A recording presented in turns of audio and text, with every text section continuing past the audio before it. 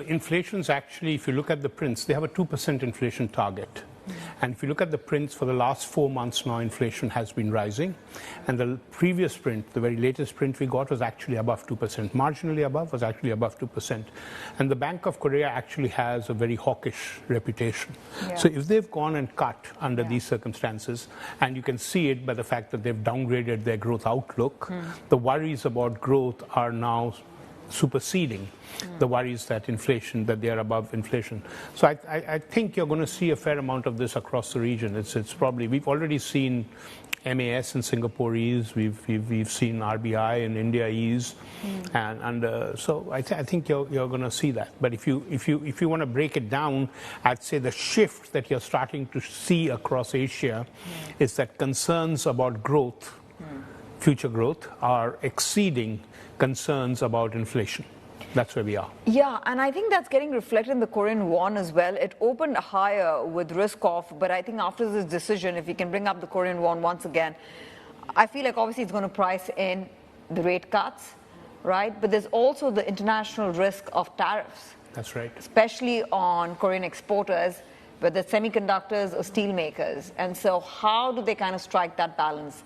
They may be clear about prioritization, but they can't keep a check on what Trump's tariffs could mean in terms of creating imbalances and disorderly movements in the markets. Well, part of the tariffs that are expected, or it's a moving target in many ways, because there were meant to be tariffs on Canada and Mexico, but they've been postponed.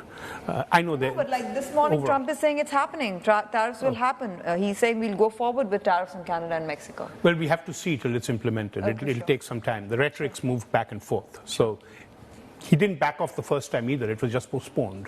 So we'll see what happens. There's obviously been an increase in tariffs on China. There's also been an increase in tariffs on steel, whatever. So there is that. But you've already seen that effect in the markets. The US dollar has been very strong. And that has affected what you can do in Asia, because your currencies have been weak. And that has put some sort of a bind on policy. So if you actually start seeing rate cuts, now the Korea didn't cut last time, now they've cut this time, the Bank of Korea, but you've seen some stability in the won recently that has allowed them to do that. But this is going to be the test for them, that what's your degree of freedom? Because on one hand you have weaker currencies, on the other hand your domestic economy needs rate cuts. So that's the balance. So Korea's leaned one way this time, they leaned the other way before. But I think in general in Asia, the balance of risks is shifting. There's a greater concern about growth than there is right now about inflation. Seems so, yeah.